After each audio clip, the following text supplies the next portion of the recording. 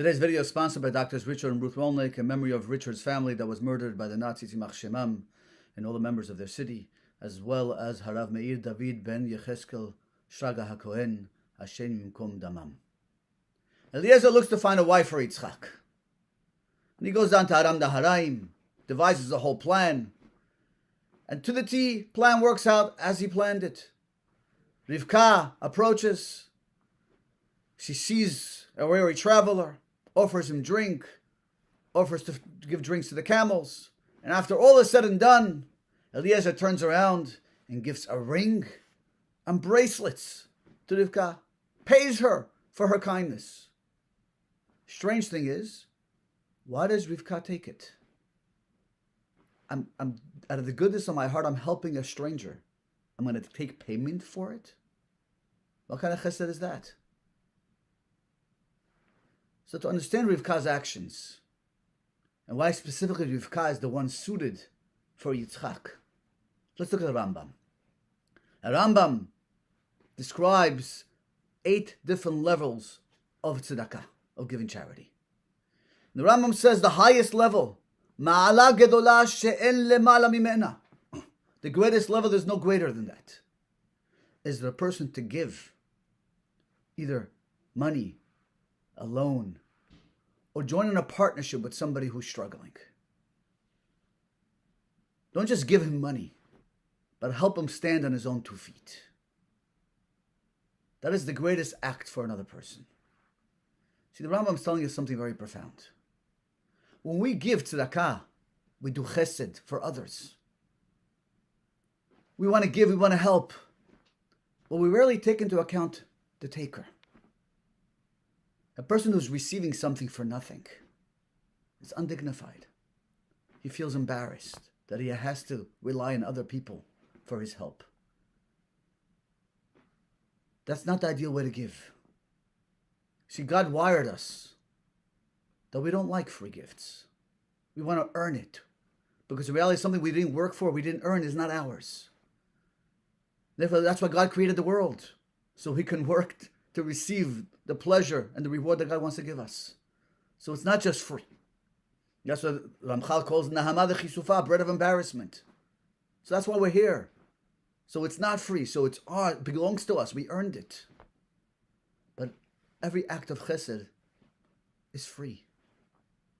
And the person doesn't really take ownership of it because it's embarrassing. Rivka sees Eliezer, a wealthy aristocratic man, traveling with a whole entourage and wealth. A man like that doesn't want to receive something for free. He wants to be able to pay for it. So the greatest act of chesed Rivka did was receive those gifts.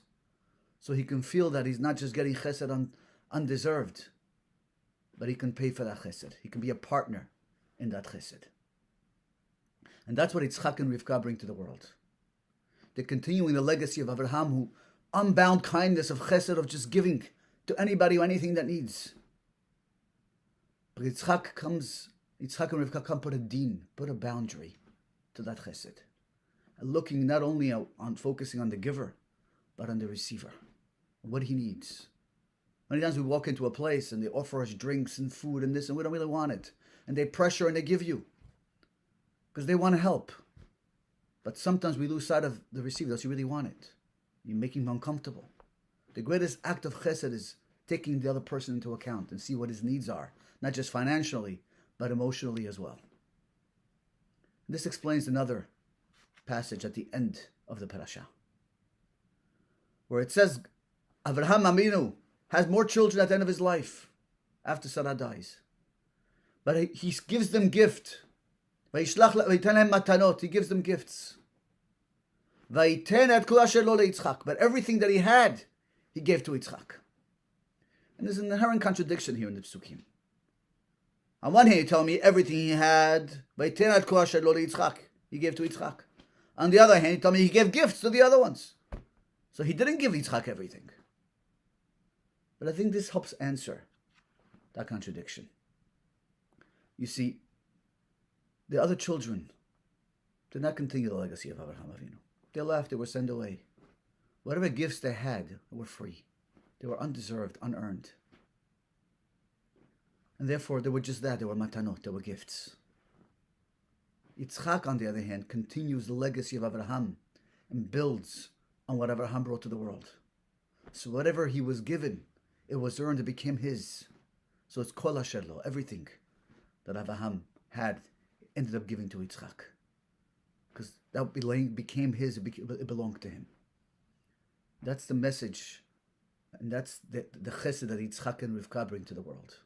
They refine Abraham's Avinu's chesed and make the chesed look at the recipient as well. And what the recipient's needs are not only financial, but emotional. See, there shouldn't be a chesed of embarrassment. A chesed that comes with a little bit of a din, a little bit of a boundary. And we live in a world that many people look for free gifts. And the answer is, as a Jew, as a human being, soneh matanot yichyeh, a person who hates gifts will live. We're here to work and earn. So when we do chesed and we help others, remember, have in mind not just their financial needs, but also their emotional needs as well. Shabbat Shalom.